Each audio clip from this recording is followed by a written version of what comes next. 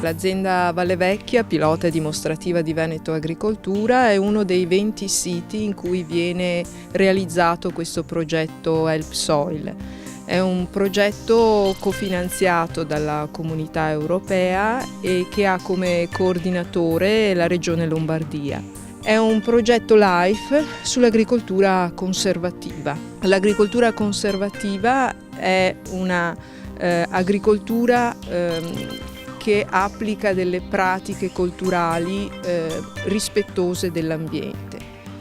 Si basa su 3 principi fondamentali che sono ridurre il più possibile le lavorazioni del terreno fino ad annullarle, infatti si fa anche la semina diretta su sodo come è in questo caso, la copertura permanente del terreno con i residui colturali che si possono anche qui notare e anche con delle colture specifiche di copertura, diversificare le specie che vengono coltivate nel tempo, quindi applicare la rotazione agronomica.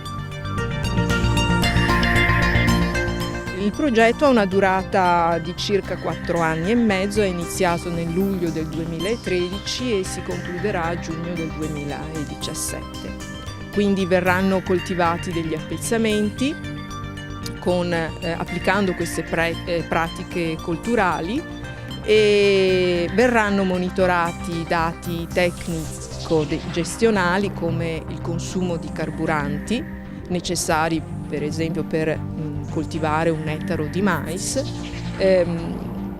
dati agronomici come le produzioni che si possono conseguire con queste pratiche, ma anche si vuole monitorare qual è il beneficio per il terreno, quindi la qualità e il comportamento del terreno attuando questo tipo di pratiche. Fare agricoltura conservativa è portare dell'innovazione con un occhio particolare al rispetto dell'ambiente. Si vuole cercare di aiutare il territorio a contrastare gli effetti del cambiamento climatico che purtroppo si vedono sempre più spesso